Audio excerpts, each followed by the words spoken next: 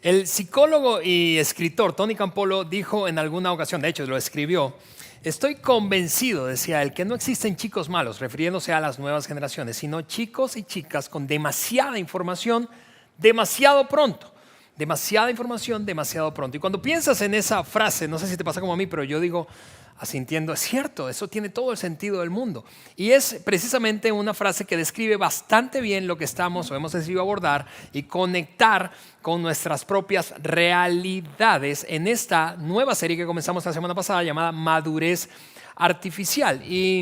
Y cuando decimos eso, probablemente tú te preguntas, ok, ¿a qué se debe el título? ¿De dónde sacaron ese título? En un momento vamos a saltar allá, pero déjame solo hacer un paréntesis porque tal como lo decía Luis y Dani hace un momento, apenas estamos nosotros hoy, no te imaginas la energía que hay aquí en este lugar, porque estamos en las nuevas, y lo puedes escuchar, en las nuevas oficinas del campus Vidaín aquí en Saltillo. Y si tú nos estás viendo hoy por primera vez estás conectando con nosotros o no has asistido a las instalaciones, no habías asistido a las instalaciones del Campus Saltillo, probablemente te estás preguntando, bueno, pero ¿por qué tanto alboroto por unas nuevas oficinas? Porque en los últimos meses hemos vivido una gran transición después de haber operado durante casi 11 años en unas instalaciones, las soltamos y estamos transicionando hacia esta nueva realidad.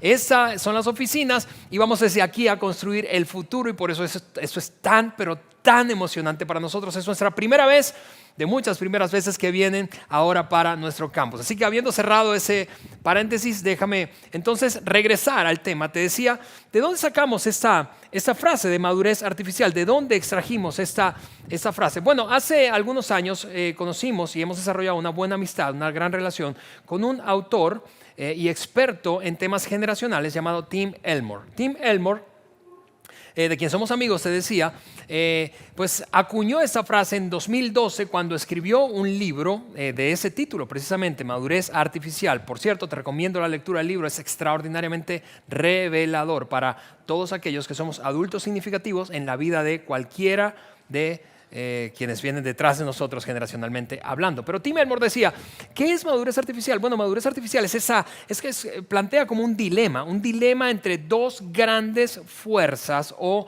tendencias. Y voy a ponerte eso ahora mismo en pantalla para que lo podamos ver juntos. Tim dice que es sobreexposición. El dilema al que están expuestos estas generaciones nuevas es esa sobreexposición a información. Es decir, como ninguna otra generación en el pasado, esta generación o las nuevas generaciones están expuestas a información, a un flujo de información interminable, pero no solo eso, sino que están sobreexpuestas a esa información muy temprano en sus vidas, de hecho, antes de que sean capaces de manejar la mayor parte de esa información. Y por otra parte, y aquí está el dilema, están subexpuestos a experiencias de la vida real. Dicho de otra manera, se exponen a experiencias de la vida real mucho después de que están listos para esas experiencias. Por eso este gran dilema, sobreexposición a información, subexposición a experiencias de la vida real. Y eso nos lleva entonces a desarrollar, o lleva a las nuevas generaciones a desarrollar una especie de sensación falsa de madurez. Es decir, puedes ver entonces a un chico de 4 años, a un niño o una niña de 4 años y piensas, órale, parece de 8. Porque son muy despiertos, hábiles intelectualmente, muy precoces, ¿sí? Ves a uno de 8 y parece de 10 o 12, ves a uno de 12 y parece de 16, ves a uno de 16 y ya parece de 20 años, no solo biológicamente, sino con su respuesta hábil, rápida, ¿verdad? Aguda intelectualmente. Pero luego ves a un chavo o a una mujer joven de 22 y parece de 12.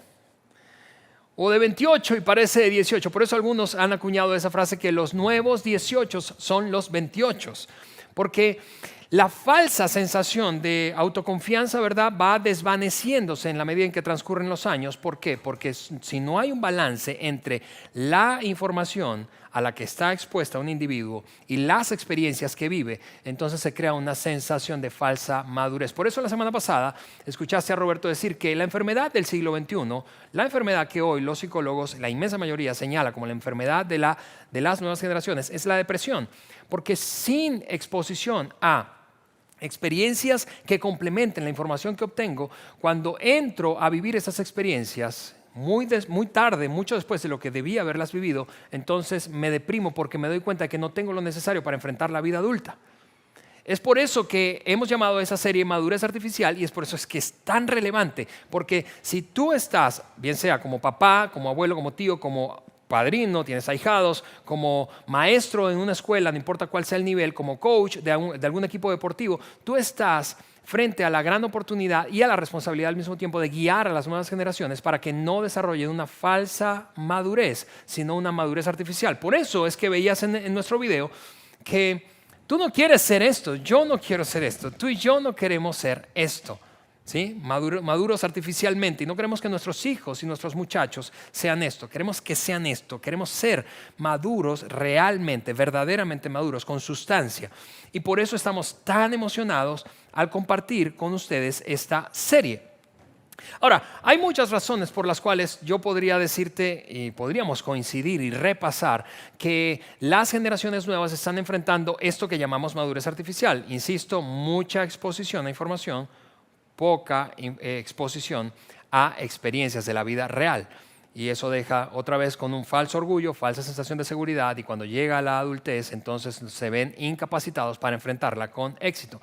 Pero yo quiero mencionarte solamente algunas razones porque el contexto en el que están viviendo nuestros hijos, nietos, sobrinos, etcétera, no está ayudándoles, no está ayudándoles. Mira hablando de contexto, ¿qué es lo que ocurre cuando nuestros hijos o las nuevas generaciones están creciendo en un mundo que está caracterizado básicamente por lo siguiente? Está lleno de velocidad, lleno de velocidad. Hoy todo es más rápido que antes. Si una persona hoy le da clic a un enlace en una página web y enseguida aparece el relojito de Windows o ese arco iris dando vueltas de Mac, nos desesperamos y nos estresamos. ¿Por qué? Porque todo tiene que ser rápido. En un mundo lleno de velocidad concluimos, y especialmente los jóvenes y adolescentes de hoy concluyen, lento es malo, lento es malo, lento es malo. Pero no solo eso, sino que el mundo en el que están creciendo las nuevas generaciones está lleno de conveniencia, por lo que han concluido difícil es malo. Mira, yo tengo un amigo, un hombre joven, amigo al que he mentoreado en algunos momentos de su vida, y de quien luego de un par de años de noviazgo me enteré que había tomado la decisión de casarse y eso fue súper emocionante para quienes les conocemos y celebramos eso, pero tristemente después de casarse, apenas habiendo transcurrido un par de meses, 2 o 3 meses, tomaron la decisión de divorciarse. Ahora, yo no quiero sobresimplificar el hecho del divorcio, está bien, porque de ninguna manera es una decisión sencilla, pero lo que digo es, no sé si te parece a ti como a mí, es sorprendente la facilidad con la que lo que es difícil nos resulta tan incómodo que no podemos tolerarlo en nuestras vidas, especialmente hablando de las nuevas generaciones. Deshacerse de un compromiso tan importante, tan clave como el matrimonio, solo porque se enfrentan dificultades en apenas los primeros meses, es algo que concluirás conmigo que no es sinónimo de verdadera madurez.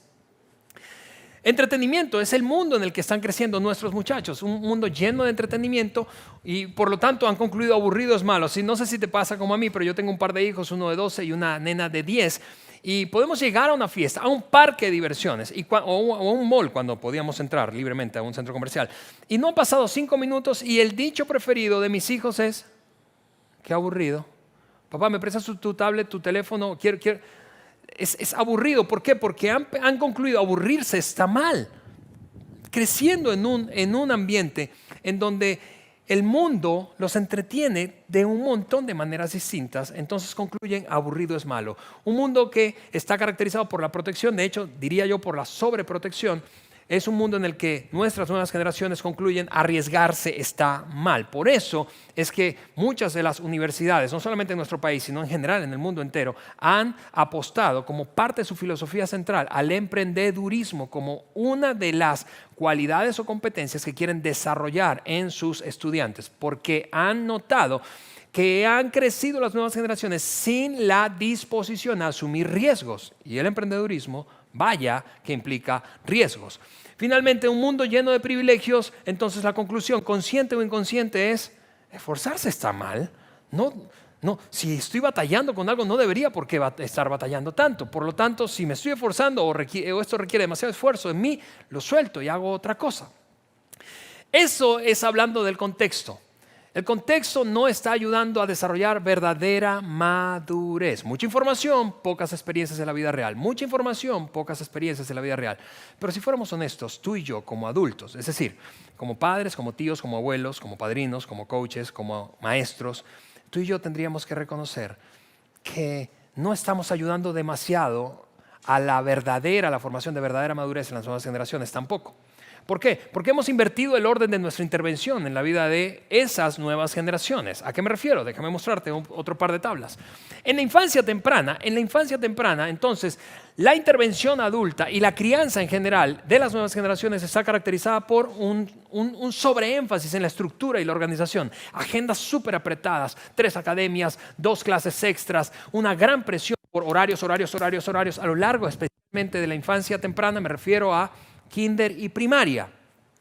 Luego hay demasiada información, como ya lo hemos dicho antes, y un montón de responsabilidad. De hecho, hoy en día, un temor al que las nuevas generaciones están expuestas y es que las describe bastante bien, es ese miedo a perderse de algo. ¿Por qué? Porque la gran presión ejercida de sus pares en redes sociales básicamente les lleva a concluir, viendo el post de un amigo o una amiga que está haciendo tal o cual cosa, que está explorando tal o cual actividad, que está fotografiándose en tal o cual lugar, los lleva a concluir, yo no me puedo quedar atrás. Es un miedo a perderme de algo.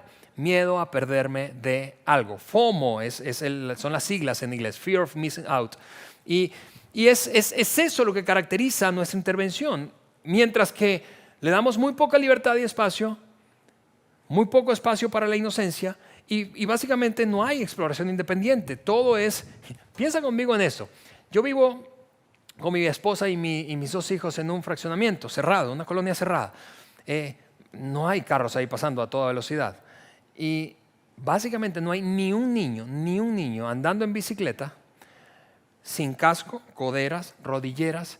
Y no digo que eso está mal, solo digo que en nuestra época eso no era lo que ocurría. Uno andaba explorando el mundo. Y si te caías, pues te levantabas. Y si te descalabrabas, pues te sanabas. El punto es que cuando se trata de infancia temprana, así se ve en nuestra intervención, mientras que en la adolescencia se ve distinto. Hay mucha libertad y espacio, igual una sobreexposición de información, y mucha exploración independiente sin supervisión, pero muy poca estructura y organización, muy poco espacio para la inocencia y muy poca responsabilidad. Y tú y yo sabemos, mira, como adultos, que para desarrollar madurez necesitamos este delicado balance de independencia por una parte, ¿sí?, de nuestros adolescentes, de nuestros niños, de nuestros jóvenes mientras van creciendo, pero al mismo tiempo responsabilidad.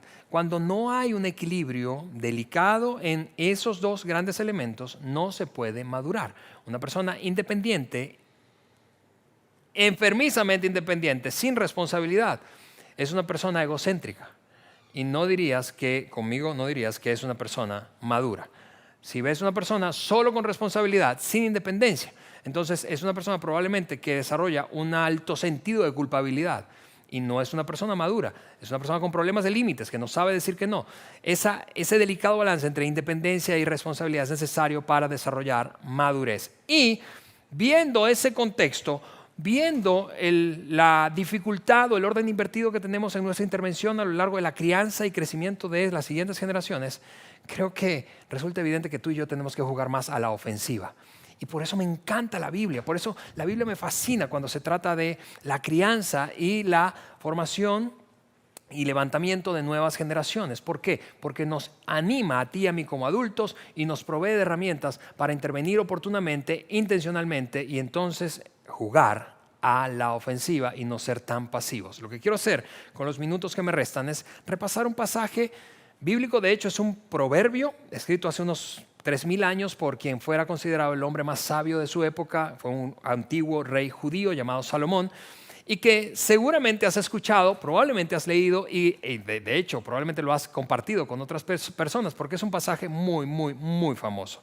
Se encuentra en el capítulo número 22 del libro de Proverbios que escribió el mismo Salomón y eso es lo que él dijo. Enseña al muchacho, ves que estamos hablando de nuevas generaciones, enseña al muchacho al comienzo de su camino y ni siquiera de viejo o ni de viejo se apartará de él. Lo que quiero hacer contigo en los siguientes minutos, antes de terminar, es repasar ese pasaje y partirlo en 3 grandes frases y extraer de allí algo que creo que es poderoso para el tema que estamos hablando. La primera frase dice, enseña al muchacho.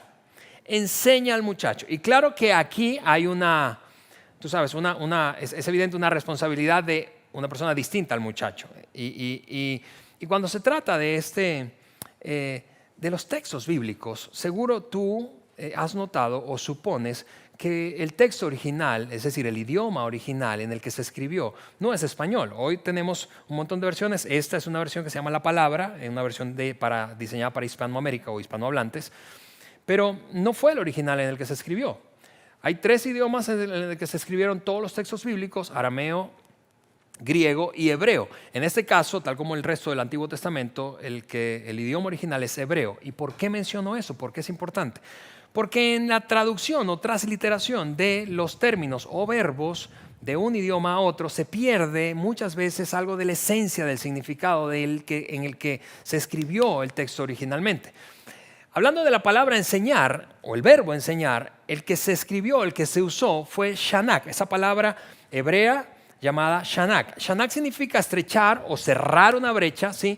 Iniciar, disciplinar, entrenar o instruir. Y claro que cuando tú lees eso seguramente coincides conmigo que ahí hay mucho más que una actividad teórica. Es decir, no está hablando cuando se usa o se escribió ese proverbio y se utilizó shanak, como se tradujo después como enseñar, no está hablando solamente de tomar un libro y tomar notas.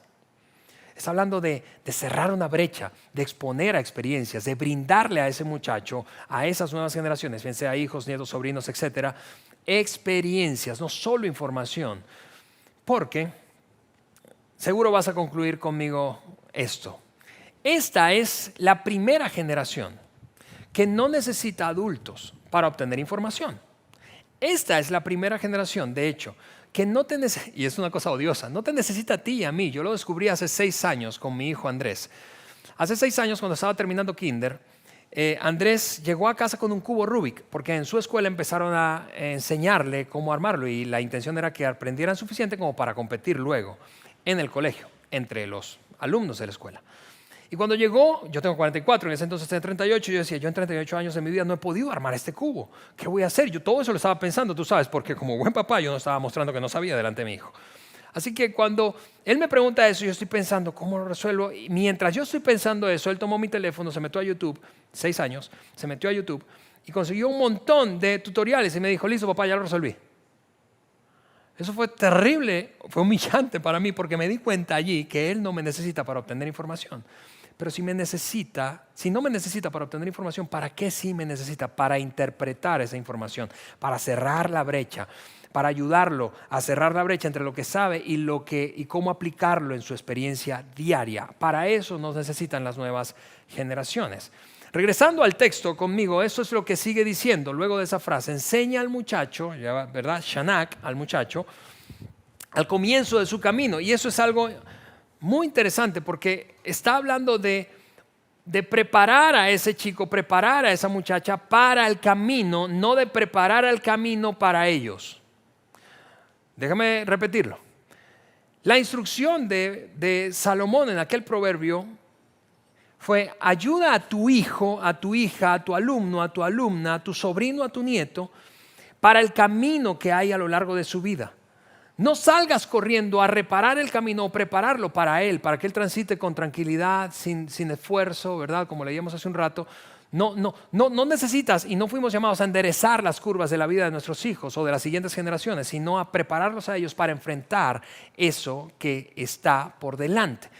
Dicho de otra manera, a mí me encanta esta frase, la tarea, y de hecho yo creo que es así como se mide el éxito, tu éxito y mi éxito como padres o adultos en la vida de las siguientes generaciones. Nuestro éxito se mide en términos de lo siguiente: en cuán capaces somos en equipar a las nuevas generaciones con lo necesario para enfrentar la vida adulta con éxito. Cuán capaces somos para ayudar a equipar a las siguientes generaciones con lo necesario para enfrentar la vida adulta con éxito. En otras palabras, déjame hacer un ejercicio contigo que estás viéndonos allí. Piensa en ti como adulto. A la luz de las experiencias que has vivido, probablemente estás casado o no, o estuviste casado, estás desarrollando una carrera profesional o un emprendimiento. En fin, has vivido probablemente la muerte de algunos seres queridos, la traición, la crítica, el éxito o el halago de otros, ¿sí? A la luz de todo eso que has vivido, ¿qué características, qué cualidades internas tú consideras que un ser humano requiere para enfrentar la vida adulta con éxito? Porque eso es madurez. ¿Qué requerimos para enfrentar la vida adulta con éxito? Hablando de lo interno, ahí donde estás, yo quiero pedirte esto. En el chat escribe algunas palabras que vengan a tu mente de cualidades o características que se requieren para enfrentar la vida adulta con éxito. Me encantaría que ahí lo escribieras, porque yo estoy convencido de que tú en este punto de tu vida ya has como que ido, tú sabes, como desmenuzando y clarificando qué se requiere para tener éxito en la vida. A partir de tus propios fracasos, de los fracasos de otros, de tus éxitos, de los éxitos de otros y de tus aprendizajes en cada experiencia. Palabras seguramente como paciencia vienen a tu mente, palabras seguramente como perseverancia, tenacidad, como perdón. Piensa por ejemplo en el matrimonio, una pareja que está casada y que no ha desarrollado la habilidad, probablemente del carácter o emocional, de perdonarse mutuamente. Tú seguro coincides conmigo, no va a durar mucho tiempo casado. O piensa conmigo en el desarrollo profesional. Una persona que no ha aprendido a lidiar con el fracaso, con la traición y la crítica de otros, con los halagos, a veces sinceros y otros no tan sinceros, de otras personas, no puede desarrollar madurez, no va a enfrentar la vida adulta con éxito. Se va a desmoronar cuando vengan las críticas, cuando vengan los obstáculos. ¿Qué necesita un adulto para enfrentar la vida con éxito? Esa es la tarea crucial que tú y yo tenemos cuando se trata de las nuevas generaciones. Por eso es que me fascina este texto bíblico, porque dice, prepáralo para el camino, para su camino. No endereces el camino, prepáralo a él, a ella para el camino. Termina diciendo ese pasaje, regresemos al versículo, otra frase, probablemente una de las más mal interpretadas a lo largo de la historia de lectura de este proverbio, y te voy a decir por qué creo que es mal interpretada luego de leerlo.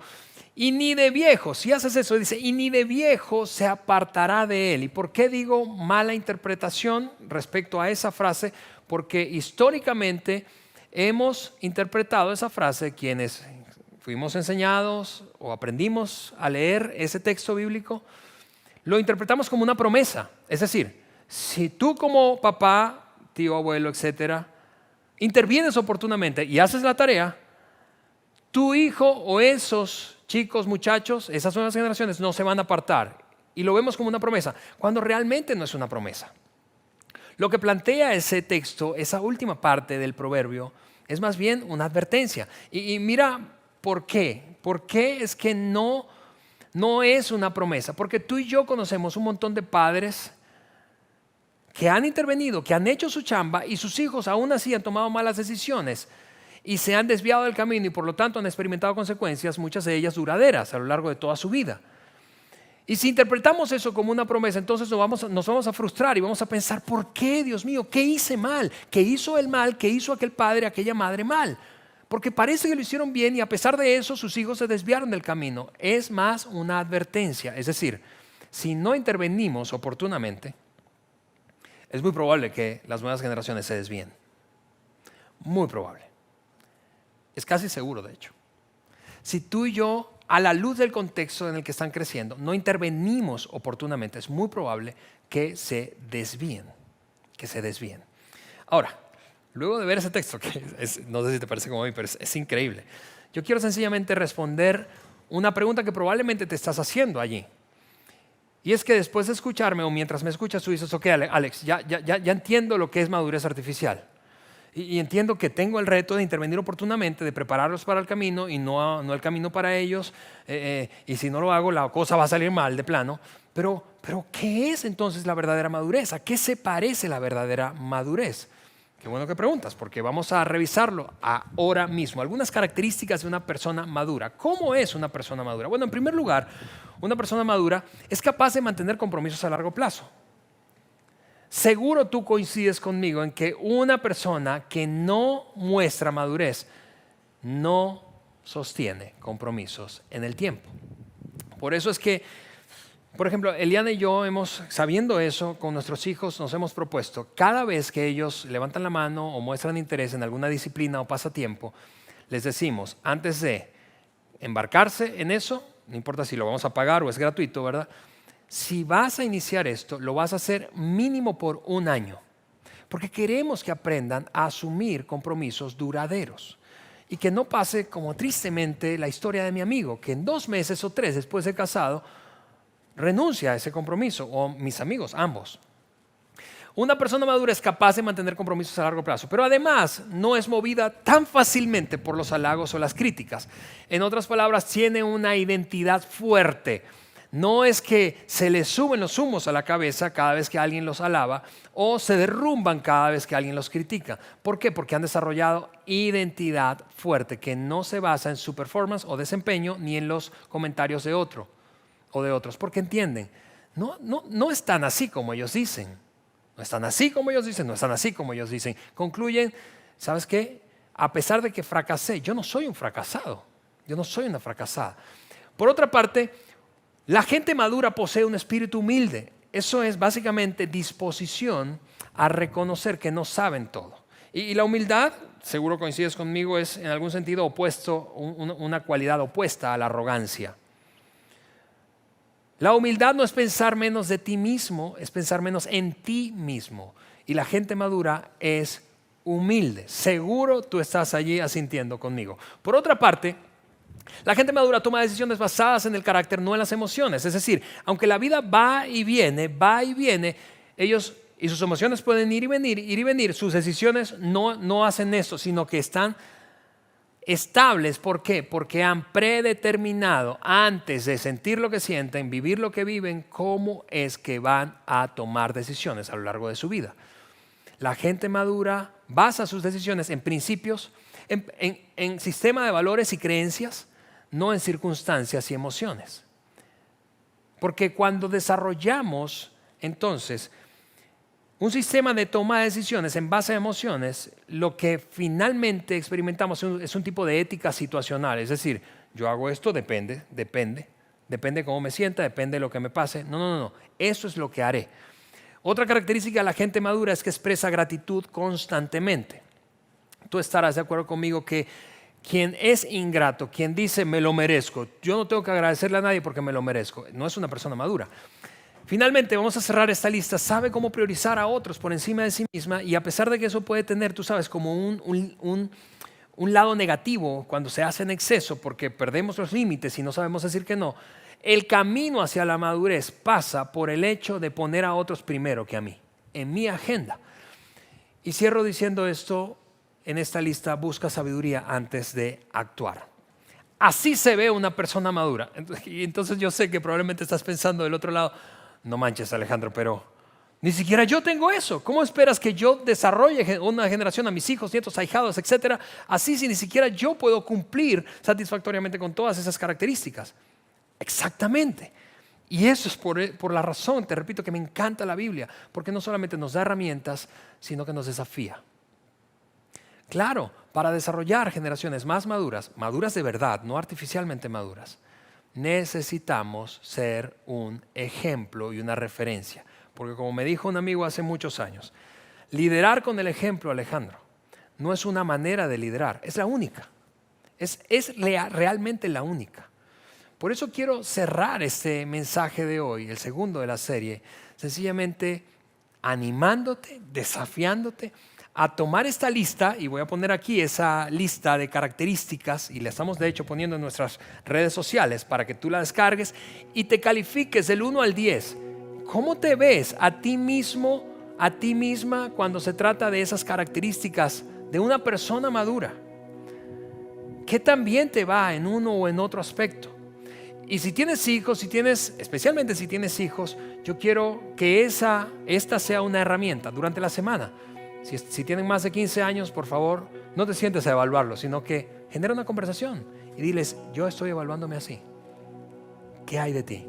Y si tus hijos tienen menos de 15, pues evalúalos en secreto e invierte para que ellos sigan experimentando, viviendo experiencias que hagan balance con la cantidad de información que tienen. Porque, te repito, Las nuevas generaciones nos necesitan a ti y a mí.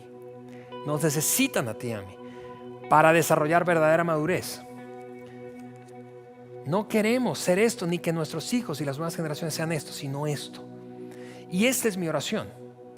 Mi oración es que esta herramienta y esta conversación que hemos decidido abrir en nuestra serie sea para ti y para mí un recordatorio, un desafío de aprovechar la gran oportunidad que tenemos. Tenemos la gran oportunidad de levantar una generación que sea mejor que nosotros, más madura, realmente madura. Y ahora que voy a orar, esa será mi oración. Que Dios te dé a ti y a mí el coraje, el valor y la determinación para no desaprovechar esa oportunidad. ¿Me permites orar? Después quiero pedirte que te quedes conectado con nosotros, escuchando este par de canciones que seguramente van a cerrar este momento, inspirándonos. Señor, yo quiero darte gracias. Gracias por la gran oportunidad que tenemos frente a nosotros y gracias por darnos herramientas, Dios. Ayúdanos a cada uno de los que somos un adulto significativo para cualquiera que sea que venga detrás de nosotros, hijos, nietos, sobrinos, ahijados, etcétera, Señor, para ser un modelo de personas maduras e inspirarles a crecer en madurez. Te pido eso en el nombre de Jesús. Amén.